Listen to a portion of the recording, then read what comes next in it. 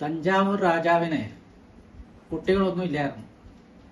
ആ സമയത്ത് അവരുടെ സ്വത്തൊക്കെ ബ്രിട്ടീഷുകാർ കൊണ്ടുപോകും എന്നുള്ള സ്ഥിതി വന്നപ്പോൾ ആ രാജാവ് തിരുവിതാംകൂർ രാജാവിനോട് അപേക്ഷിക്കുകയാണ്.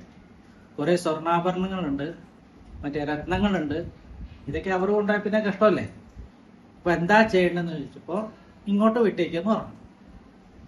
ട്രാവൻകൂർ സേഫ് ആയിട്ട് ഞങ്ങൾ വെക്കാം എന്നൊക്കെ പറഞ്ഞു. അപ്പൊ ആരാണ് അതിന്റെ കൊണ്ടുവരുന്നത്?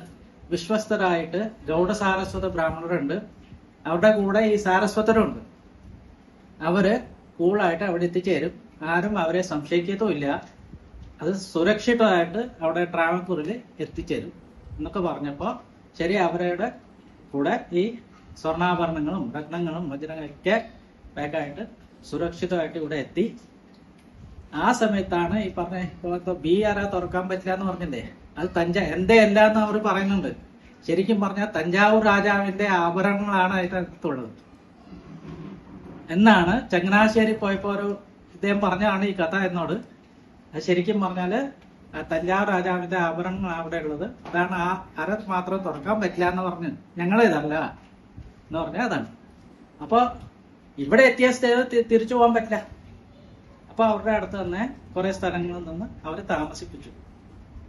അപ്പൊ ഈ പറഞ്ഞ പോലെ ഇവർക്കൊരു വിദ്യാലയം, ഗൗഡസാരസ്വത ബ്രാഹ്മണർക്ക് ഒരു വിദ്യാലയം ഈ പപ്പടം ഉണ്ടാക്കാനുള്ളത്. ഇപ്പോഴത്തെ പോലെ മറ്റേ ഇതൊന്നും കിട്ടില്ല, പൊടി മറ്റേ ഉഴുന്നുപൊടിയൊന്നും കിട്ടൂല.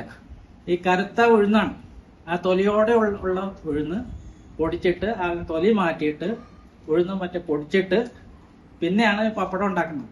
അപ്പൊ ശരിക്കും പറഞ്ഞാല് രാജകീയമാണ്. ഈ രാജാക്കന്മാർക്ക് പോലും ഈ ഓണ സമയത്ത് മാത്രമേ ഈ പപ്പടം കിട്ടുള്ളൂ. അത്രയ്ക്ക് പണിയുണ്ട് ഇതിനകത്ത്. അന്ന് ഇപ്പോഴത്തെ പോലെ പെട്ടെന്ന് ഉണ്ടാക്കുക. ആ സമയത്ത് ഇവര് ഇത് ചെയ്ത ഈ പപ്പടമാണ് ഈ ഓണത്തിന് പോലും ഈ രാജാക്കന്മാർക്ക് കിട്ടിക്കൊണ്ടിരുന്നത്. അങ്ങനെ വന്നതാണ് ഈ പപ്പടത്തിന്റെ ഇത്. ആ തഞ്ചാവൂരിൽ നിന്ന് വന്ന ആ സാരസ്വതരാണ് ഇതൊക്കെ ചെയ്യുന്നത്.